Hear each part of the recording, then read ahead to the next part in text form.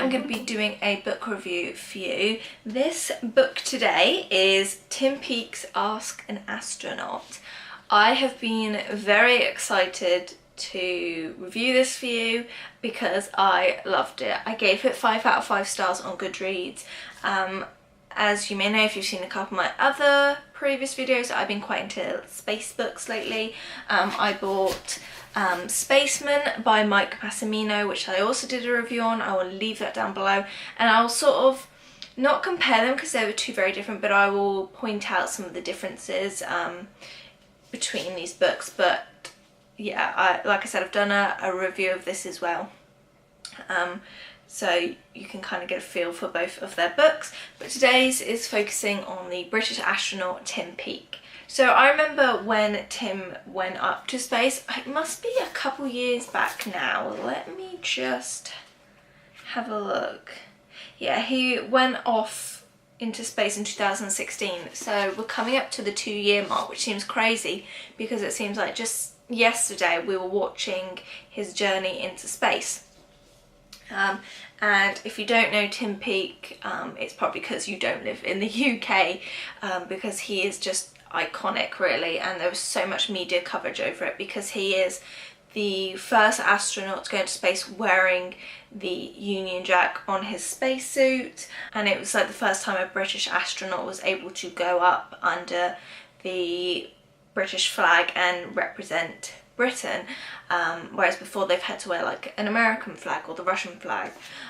So that was a big step for British astronomy. So unlike Mike Massimino, Tim Peake went up with the Russians, and it does explain that a little bit in the book, and I feel that's a lot of route people go now, is obviously they go up with the Russians because the Russians are sort of the first point of call at the moment, because obviously America and NASA aren't really, I mean, they are starting to function back up again, and I know there's a couple different companies based in America that are sort of trying to come back with the rocket launchers, but for the past couple of years Russia has been at the forefront of space and going into space.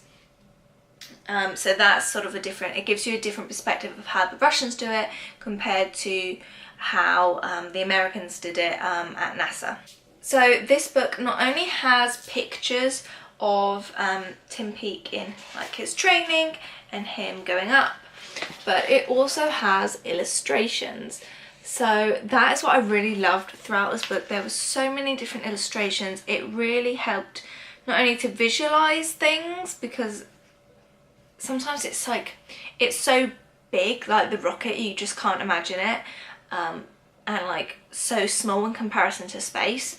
And then there's just like diagrams like this. Like if you look at this diagram, I didn't know, so this is the whole Soyuz rocket that Russia launches, but they are right up in this top bit, and if something was to happen, like this bit just disconnects. Like, I thought that was so interesting, because you see this whole rocket launch, but really they are only sort of in this like top fourth. So yeah, but there's so many different illustrations as you go through the book. There's little, because basically I forgot to mention, this book is basically a compilation of all these questions that Tim Peake has been asked. He did a whole thing where he went out on Twitter and asked people to send him questions. So he sort of compiled a list of those, and it goes in depth into everything. There is at the front a list of all the questions that are asked. So if you wanted to go to one at any point, that's something you can do. It's like a glossary of all of them. So I'll just read you through a couple of the questions to show you how vast they really are. What are the benefits of research done in space? Can you drink a cup of tea in space? Was it hard running the London Marathon in space? When was the first ever spacewalk? What happens if you drop something on a spacewalk? How do you weigh yourself in space? How long does it take to get back to Earth? Did you bring any souvenirs back from space? So it really covers a lot, from training to launch to being in space, all the research done in space to coming back down, and then obviously what happens after. And I just found this fascinating. I read this in a day. I read it over like between Christmas and New Year, and I was just glued to it permanently. It was so interesting. I could not put it down. I would say, because like you may think this is aimed at kids, but I'd say it's not. I'd say it is really for anyone that's got any sort of interest in any part of space, or NASA, or astronauts in general. It's an amazing, amazing book. And like I said, because it's like some of the questions are really small and some of them are really long, so it's really easy to fly through this book. And it does go in about some of Tim Peake's own experiences, obviously, but it also gives just like a general overview of many questions that have been asked over the years to do with space and going to space. And if you didn't know Tim Peake before you read this book, you really will feel like you know him by the end of it. He is such a nice guy. You get such a friendly feeling from him. I mean, look, just look at that picture. That's him on the back there, and you can see his Union Jack flag on his suit. Even the back, like, it goes through all like the different parts of his suit, and it really just helps you like know every possible thing you could want to know about being an astronaut. And I can imagine if you've got a child that wants to one day be an astronaut, this would be really inspiring. But it also goes into how before he was in the army and he flew planes and things like that, because that is a very common route for astronauts. They will fly planes or be in the army before they become an astronaut. So I will just go through some of the facts and things that I found out that I thought were interesting, but this book is just jam-packed, and I'm just literally scraping the surface of what is in this book. But one thing I really found interesting was, and I'm not sure if it's just something the Russians do or if the Americans do it as well. It wasn't mentioned in Mike's book, so I'm not sure. But the Russians allow you to play 3 songs each before you take your blast off into space. So they get them all into their little seats in their shuttle, and then they're allowed to play 3 songs each into the cabin to sort of prep them for going to space. And I found that really interesting. I can't quite remember where it is. Let me see. Because it's really interesting to know what songs you would pick if like you're like, it did make me sit there and think, what 3 songs would I pick if I was going to space? I was like, Greatest Day by Take That, probably. Rocket Man by Elton John. And then I couldn't quite think of a third one. So let's just see if I can really, really quickly try and find... Got it. So the 3 songs he picked were Don't Stop Me Now by Queen, Beautiful Day by U2, and A Sky Full of Stars by Coldplay.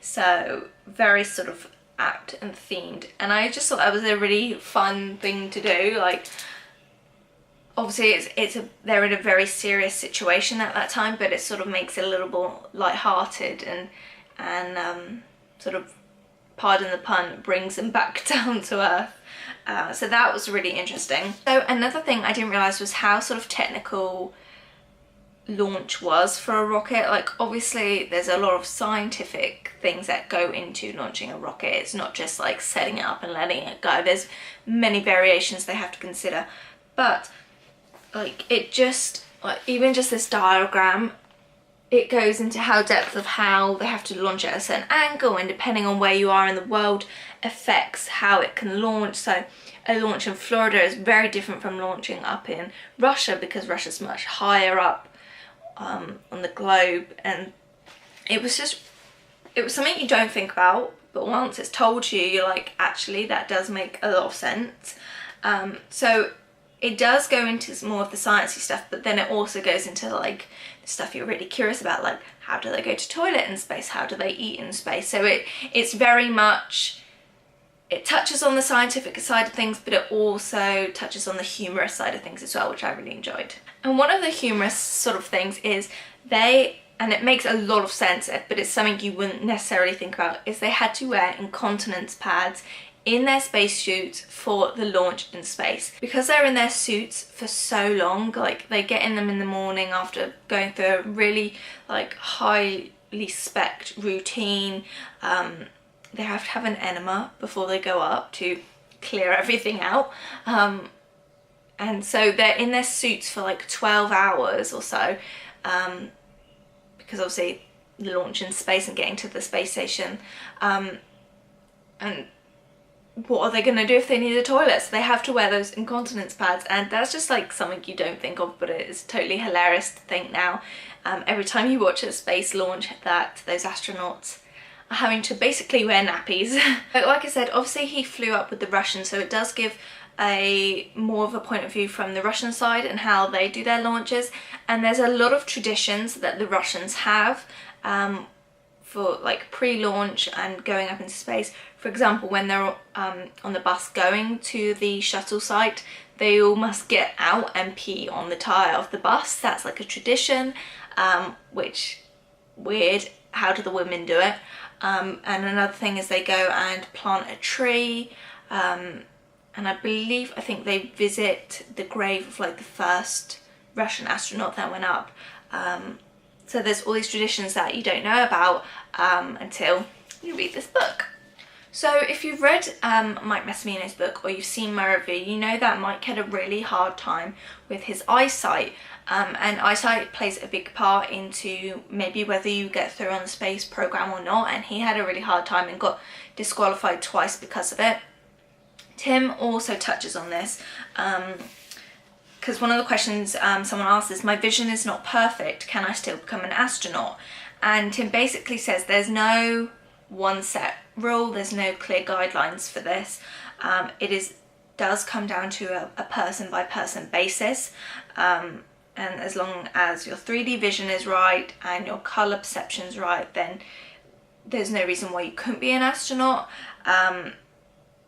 He says wearing glasses or contact lenses is not a reason for disqualification. Minor visual defects that require corrective lenses to achieve perfect vision are acceptable. However, surgical interventions such as laser surgery to correct visual acuity can lead to disqualification, while other surgeries are acceptable. Each case is judged individually. So, laser surgery may not be the right answer, but if you do wear glasses, it's not a reason for disqualification. And wearing glasses myself, being in the optical industry, again, that was something interesting to me. So the final little thing I wanted to mention, obviously he went up with the Russians and Tim had to learn Russian, and that is something that a lot of astronauts have to learn, because obviously when you go up to the ISS, the space station, half of it is American based, or like all the other countries, but mainly America. There's Japan, and there's obviously largely a big part is Russian. And obviously Tim went up in a Russian shuttle, so everything was in Russian, everyone was talking Russian, so he had to have a really good concept of how to speak Russian, which is a big thing to consider if you want to go in space. So those are just some of the things that I learned from this book, and I really enjoyed it. It's definitely a book that I'm going to keep in my collection for a long time, just like Mike Massimino's, and I can't wait to just delve into some more space books. I've just bought a couple fictional books to read, but these are like the two non-fiction sort of autobiography ones that I have at the moment. So if you've read either of these books, let me know what you think, and if you've got any other sort of astronaut or space related recommendations, leave me a comment down below. And yeah, I'll see you in my next video. Bye guys.